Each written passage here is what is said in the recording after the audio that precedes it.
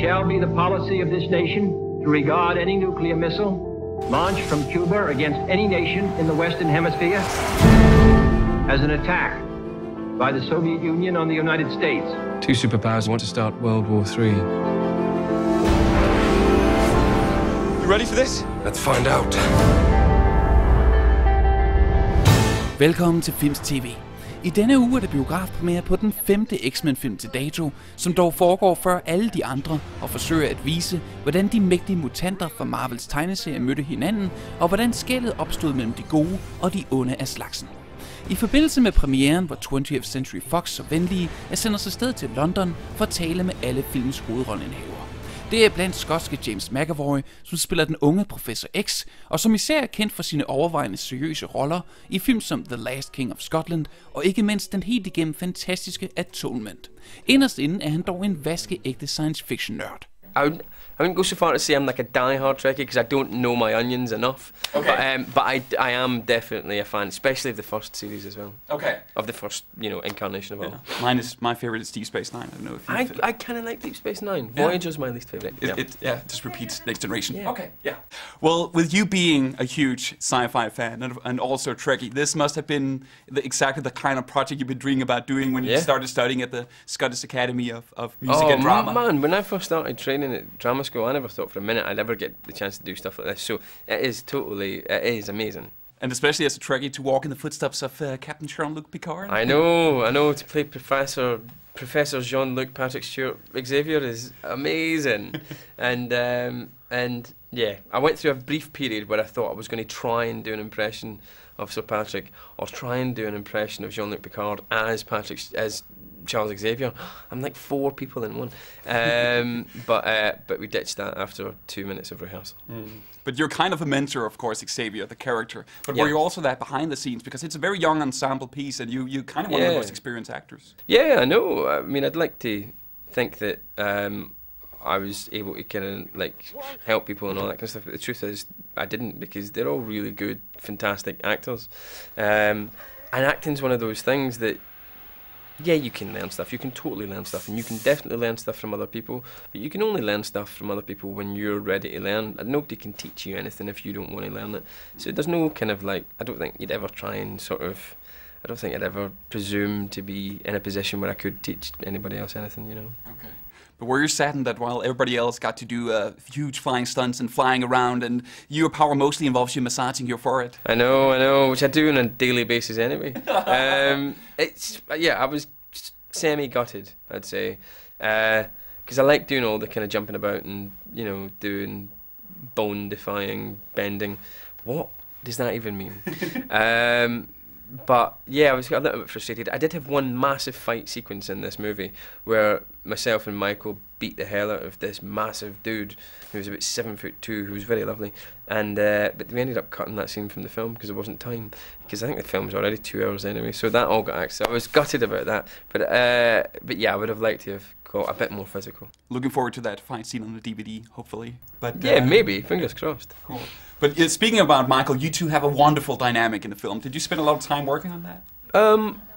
We spent about a week in rehearsals talking about the kind of dynamic we wanted to have and talking about the kind of moments we wanted to share on screen together. And just by doing that, I think we kind of clued into not only what each other was going to do, but how they were going to do it. And we just talked a lot, and we share a similar taste in what we like and what we don't like, and it was just dead easy, because thankfully both of us were quite open and quite happy to be vulnerable in front of each other and make bad decisions in front of each other, so there was no guardedness, and we just, anything went, and we didn't have to sort of be shy in front of each other, so it was good.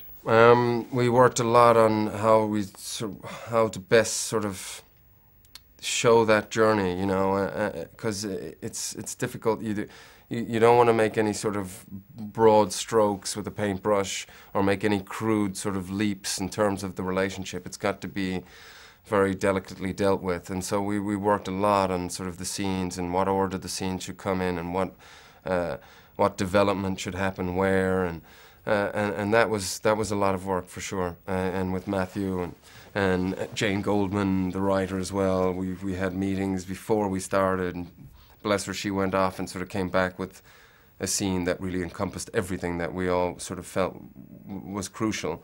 And so, you know, there's a lot of that. There's a lot of homework, and there's a lot of sort of prep that goes into getting those scenes just right, you know, so that there's nothing there as surplus, you know. Mm-hmm. But isn't it a scary prospect, the fact that you have to communicate so much just by using your outstretched hand? Yeah, I mean, you know, it's part of it, and you better not do a sort of superhero film if you know you don't have to stretch your imagination or sort of enjoy it, or you just have to sort of jump into it, you know what I mean, and fully sort of commit. But yeah, I felt like a bit of an idiot, you know, initially for sure, and probably more than initially. But you know, if you don't fully commit to it, then it's going to look really bad. And you're going to be caught in some no man's land, and you look like you're neither here nor there. So you just have to sort of, you know, bless yourself and go for it. Yeah. Well, looking at the style of the movie, and also there's a kind of swagger in your performance that harkens back to the old Bond movies with Connery. And that moment where you walk onto the boat is just pure Goldfinger. Was Connery any sort of inspiration for you? I think it was more an inspiration for Matthew. And he had sort of mentioned it to me that's what he was sort of, you know, it reminded him of that. And but for me, I kind of really just sort of stuck to what was in the comic books, and then sort of formulated my character from there. Really, they gave me really nice suits to wear and very cool clothes, which obviously sort of helps. But that's kind of how I approached it, really. Mm-hmm. Okay, but he said that should Daniel Craig ever wish to hang up his boots, the Broccoli producers should give you a call. Would you take it?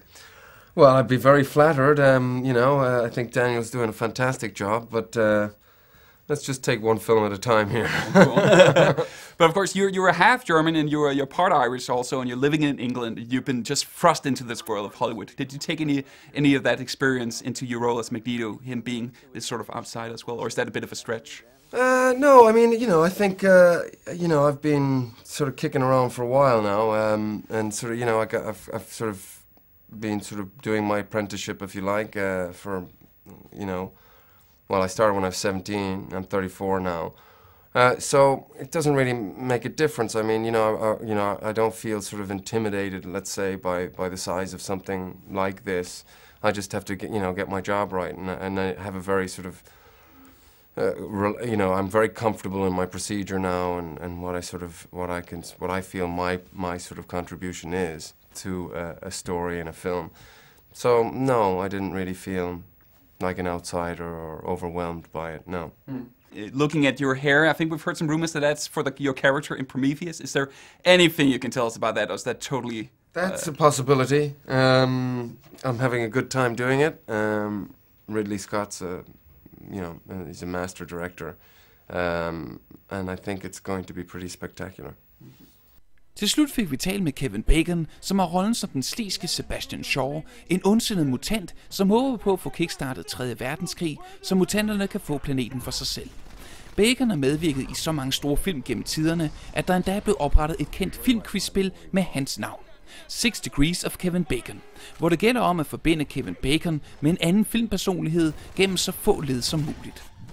Well, since this movie is a big ensemble piece, I guess you had to deal with a lot of games of 6 separation of Kevin Bacon on set. No, I don't think anybody even mentioned it once, to tell you the truth. As far as I know, I don't know if sometimes I think with that game that you know, actors are almost afraid to bring it up. Okay.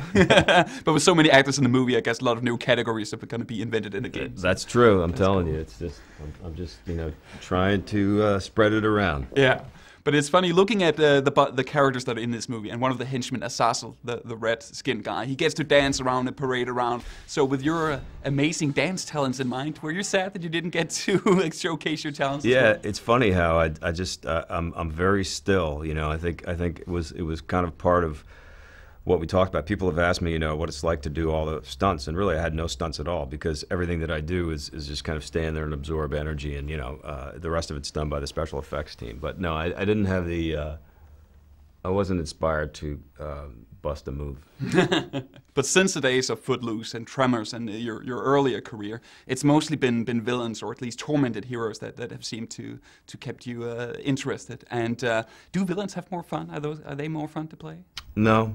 I think that what's fun are complex, interesting characters, and from different walks of life. You know, what's fun to me is that my job means that I can, you know, walk in another man's shoes. So good, bad, I don't really think about that as much as I do just what's interesting about him. Mm-hmm.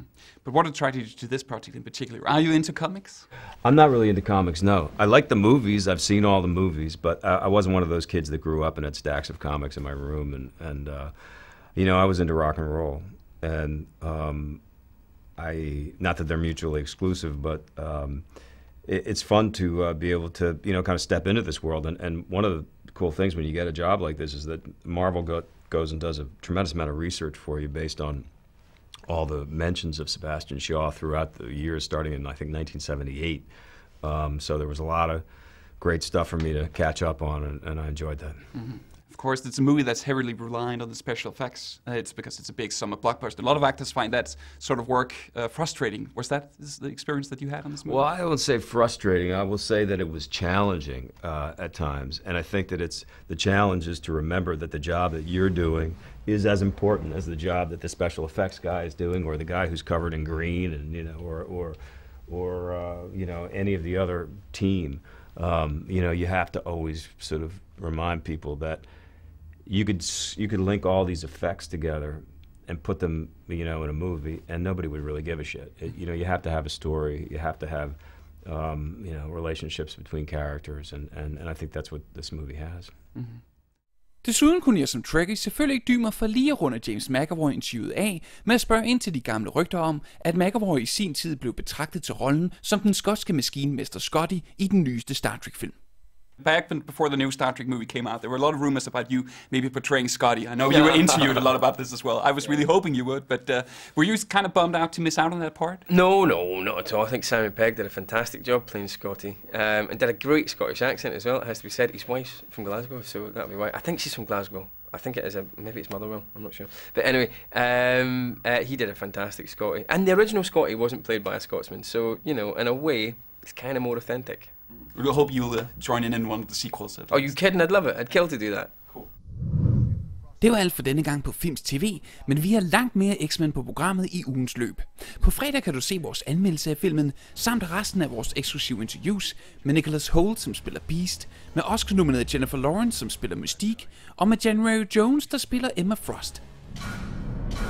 Husk, at du let kan finde alle vores Filmz TV-udsendelser på hjemmesiden under Filmz TV-fanebladet. De ligger også i high definition på video.dk, hvor du også kan finde flere udsendelser af Railgun TV, vores web-tv-program om spilverdenen. Du kan også læse flere anmeldelser og artikler på Filmz, som du kan diskutere i vores omfattende forum.